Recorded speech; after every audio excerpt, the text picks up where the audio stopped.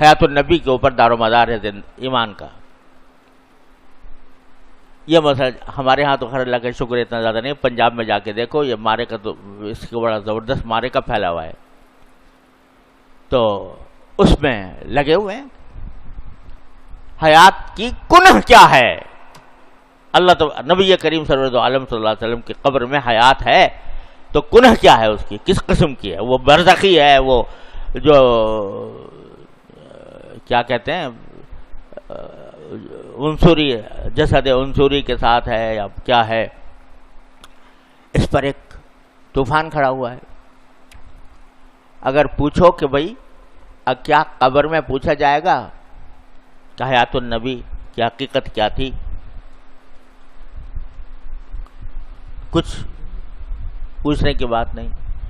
لیکن اس میں پڑے رہنا، اس میں لگے رہنا، اس کو میدان بحث و جدال بنانا، اس کو کی وجہ سے ایک دوسرے کی تکفیر کرنا، اس کی وجہ سے ایک دوسرے کو برا بھلا کہنا،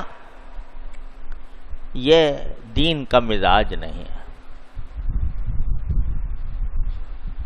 بس یہ کہو کہ وَيَعْلَمُ تَأْوِيلَهُ إِلَّا اللَّهُ، اللہ ہی جانتا ہے وہ حیات کی نوعیت کیسی ہے. کوئی آدمی اگر اس پر ایمان رکھے جو قرآن میں حیات کہا گیا ہے وہ انبیاء کرام کو حاصل ہے، اس کی نوعیت کیا ہے، اس کی کنہ کیا ہے، اللہ ہی جانتا ہے.